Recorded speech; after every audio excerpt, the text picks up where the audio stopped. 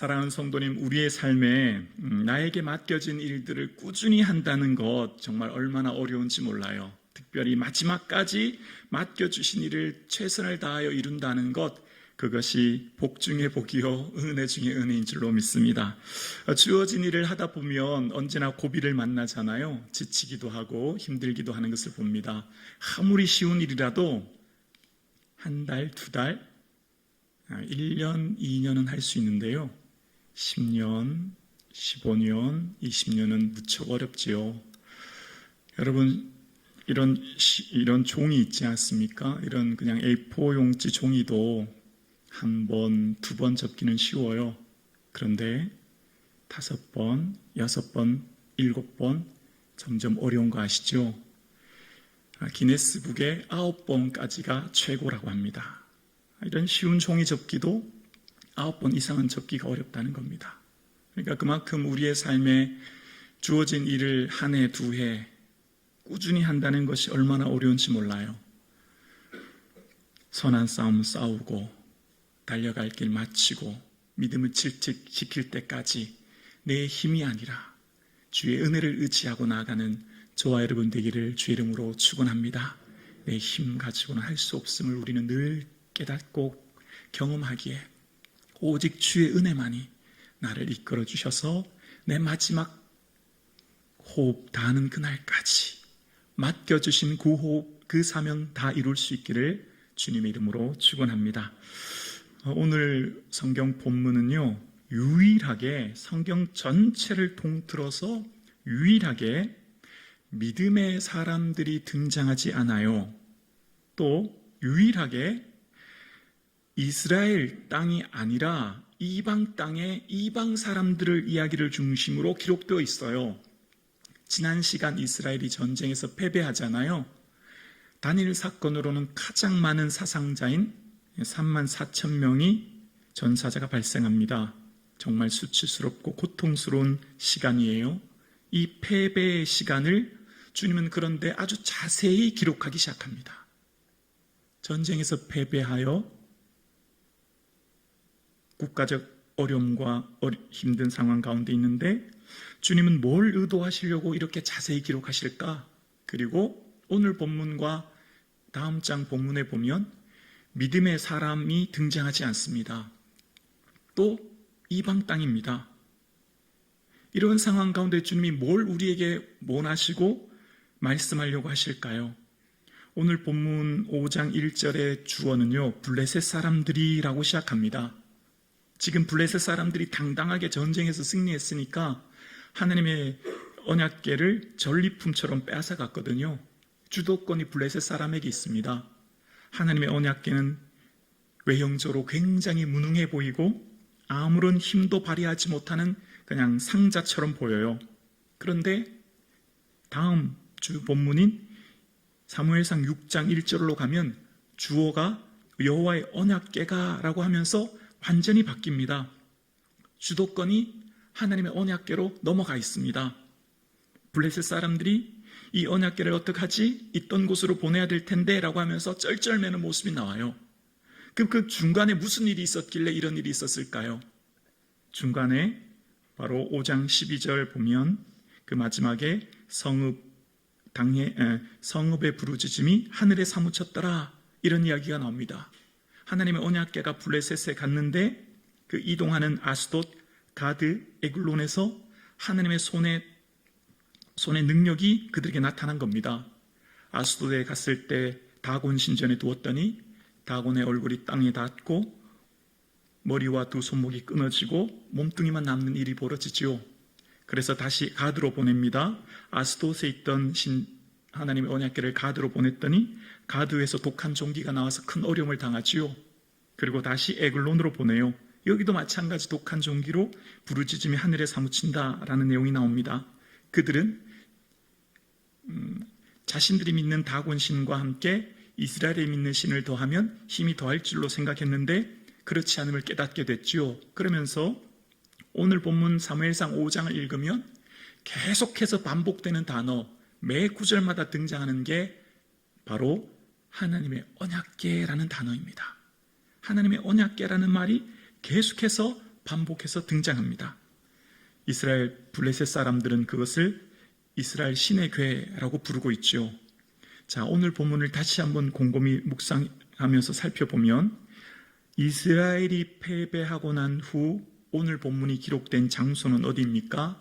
블레셋 땅입니다. 이방 땅이에요. 그리고 오늘 본문에는 누가 등장합니까? 블레셋 사람들만 등장합니다. 믿음의 사람들은 단 한 명도 등장하지 않습니다. 하나님을 경외하는 어떠한 사람도 등장하지 않아요. 그리고 무슨 일이 일어났습니까? 하나님의 언약궤가 가는 곳마다 하나님의 손길의 그 능력으로 말미암아 블레셋 사람들이 주의 손의 능력을 보게 하셨습니다. 악성 종기를 통해 그들을 고통스럽게 한 것이 나타난 것이죠. 그래서 여러분 창세기부터 요한계시록까지 성경 전체를 보면 이방 나라에 대해서 기록할 때가 있어요. 바벨론, 바하사라고 부르는 페르시아 같은 경우에요. 근데 거기는 반드시 에스겔, 다니엘, 느헤미야와 같은 믿음의 사람들과 함께 그 얘기가 기록됩니다. 그러니까 믿음의 사람들을 중심으로 이방 나라에서 있었던 이야기를 기록하죠. 그런데 오늘 본문은 유일하게 믿음의 사람들이 등장하지 않는 채 이방 나라의 이야기가 기록되어 있는 겁니다. 오늘 본문의 내용은 이스라엘 백성들이 전쟁에서 패배했는데요. 그 패배한 원인은 그들의 실수인 거죠. 하나님에 대한 오해였죠. 언약궤만 가지고 나가면 전쟁에서 승리할 것이라고 생각했던 그들의 잘못된 마음이었죠. 하나님의 언약궤에 대한 그 마음의 뜻을 묻지 않고 이용하려고 했던 그들의 실수였죠. 자, 그런데 이스라엘의 실수, 이스라엘의 패배, 가장 수치스럽고 국가적으로 가장 절망적인 그 순간, 그러나 그럼에도 불구하고 하나님은 역사하시고, 그럼에도 불구하고 하나님의 구속사는 흘러가고 계시며, 비록 이스라엘의 실수와 잘못, 전쟁의 패배에도 불구하고 하나님의 역사가 이루어가고 있음을 오늘 본문은 우리에게 보여주고 있습니다. 오늘 본문의 그 어디에도 믿음의 사람 단 한 명도 등장하지 않지만 하나님께서 친히 하나님의 궤를 통하여 하나님의 어떤 분인가를 드러내 보이시는 사건이 오늘의 사건입니다.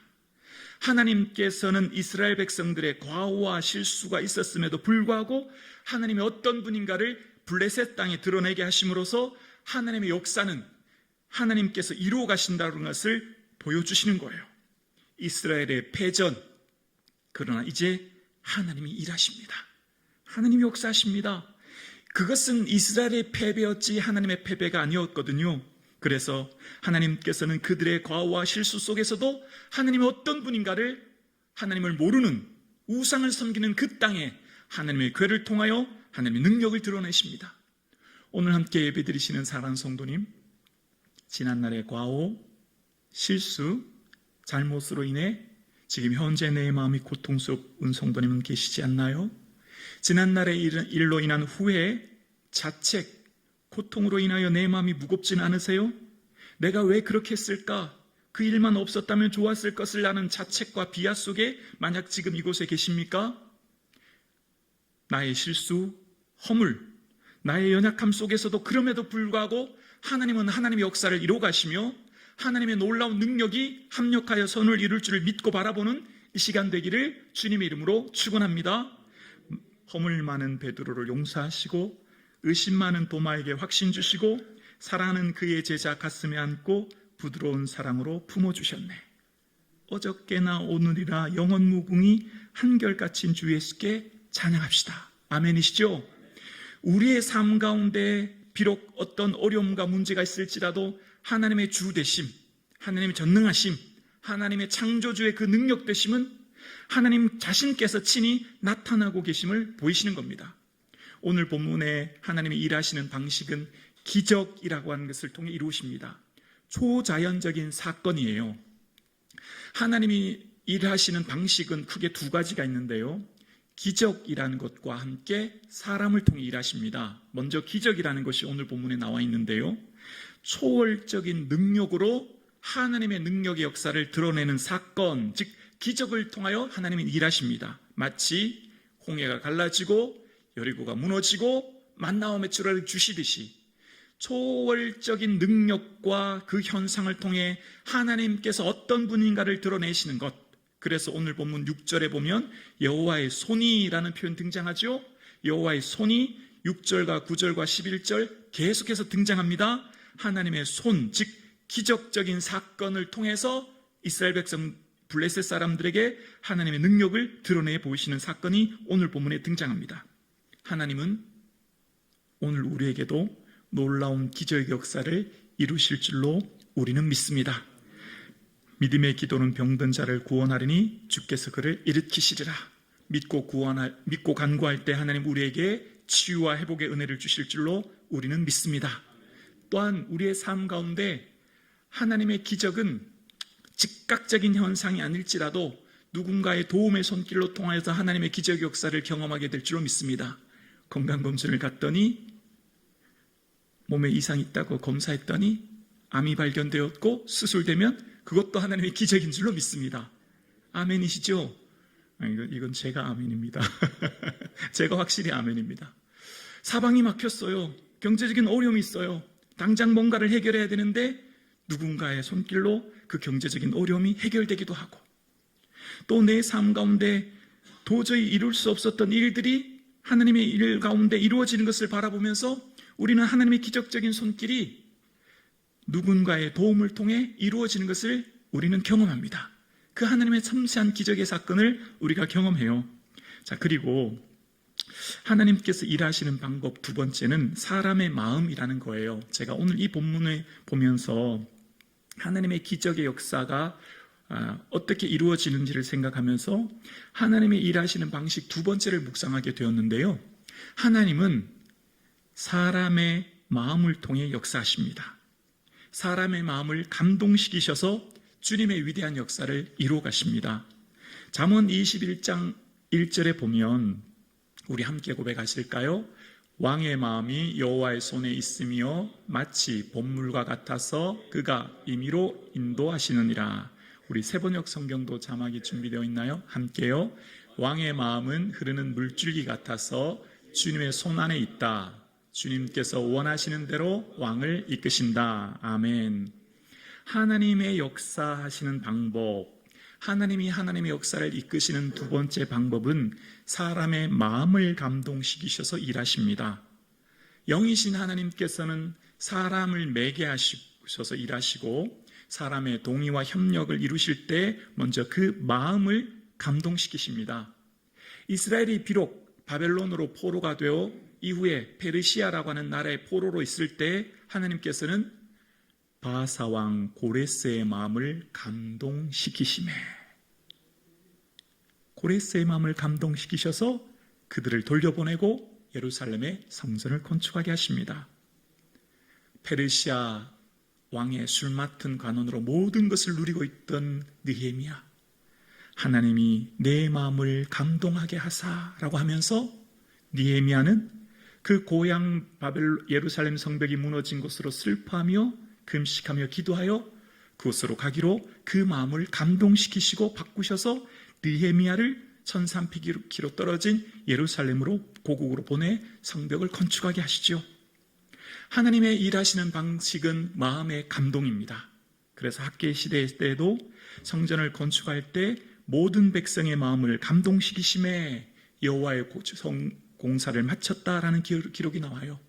하나님의 역사는 하나님의 자원하는 심령을 주시고 감동케 하사 그 일을 이루어 가십니다. 마치 광야에서 회막을 지을 때 마음이 감동된 모든 자와 자원하는 모든 자가 회막을 짓기 위해 쓸만한 모든 것을 드렸던 것처럼 우리 마음을 감동시키세요. 감동이라고 하는 히브리어 우르는 눈을 뜨다라는 의미가 있거든요.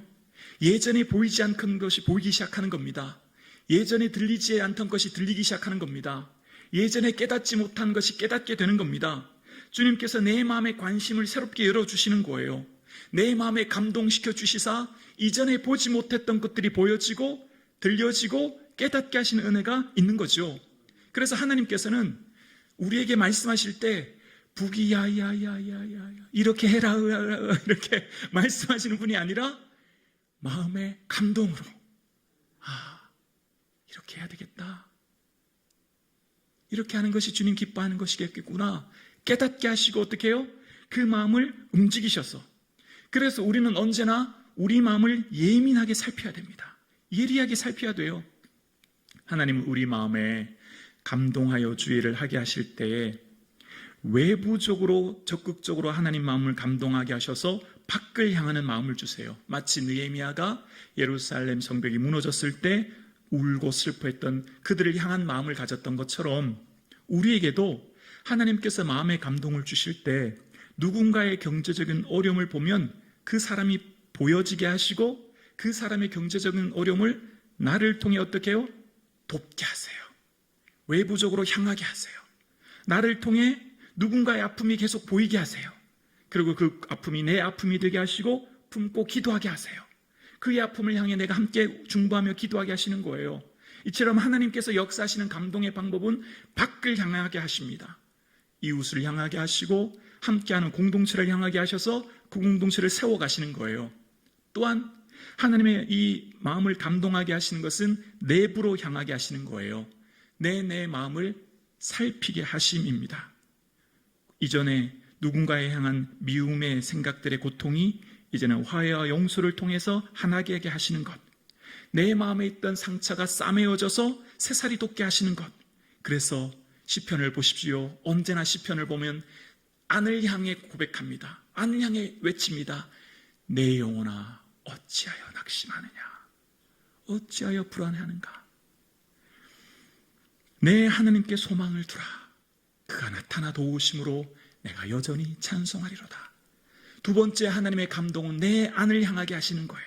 내 마음을 바라보게 하시는 거예요. 내 영혼을 바라보게 하심으로 내 영혼의 연약함, 그 고통, 그 탄식 속에서 경과에게 세우게 하심으로 감동하게 하사 우리의 시선이 하나님을 향하도록 하게 하시는 거죠.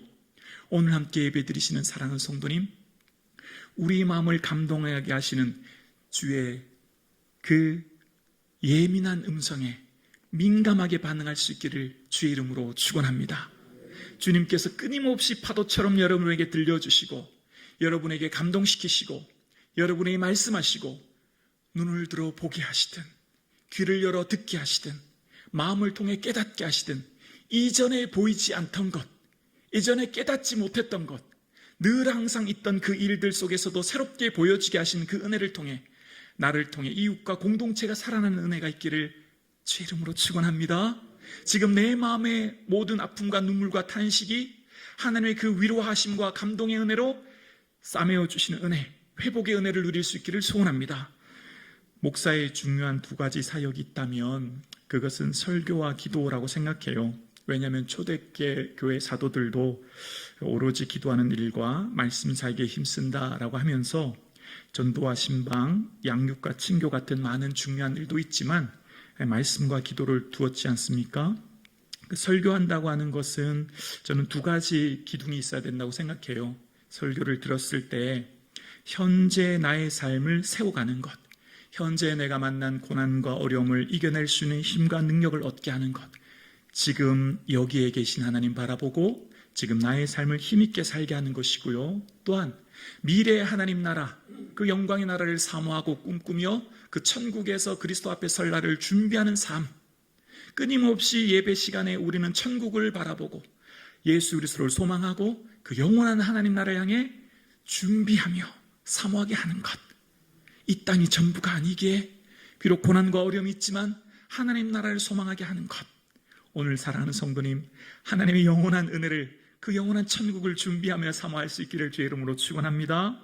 그래서 설교는 성경 본문이 말하는 의도를 드러내서 하나님이 어떤 분인가를 드러내게 해야지 설교자를 치장하거나 설교자를 보여는 데 급급한 것이 아니라 성경 본문을 통해 예수님이 어떤 분인가를 드러내는 것이 설교의 중요한 핵심 내용이라고 생각해요. 그래서 오늘 예배드리시는 사랑하는 성도님, 오늘 이 설교 시간 예수 그리스도의 은혜를 기억하며 영원한 천국을 소망하는 이 아침 되기를 주의 이름으로 축복합니다. 설교 목회자의 두 번째 사역은 기도라고 생각하는데요. 기도는 보이지 않은 영역이잖아요. 그래서 참 어쩌면 게을리하기도 쉽고 또 참 어려운 힘든 시간이라고 생각합니다. 부목사 때는 제가 교회를 섬길 때 부목사 때 성도님은요, 교인은 교인이었어요. 권사님의 일은 권사님의 일, 장로님은 일은 장로님의 일이었어요. 물론 그때도 공감은 했습니다. 그 어려움이나 아픔이 있으면 퇴근하고 나름대로 이 중보 시간을 가지고 기도했거든요.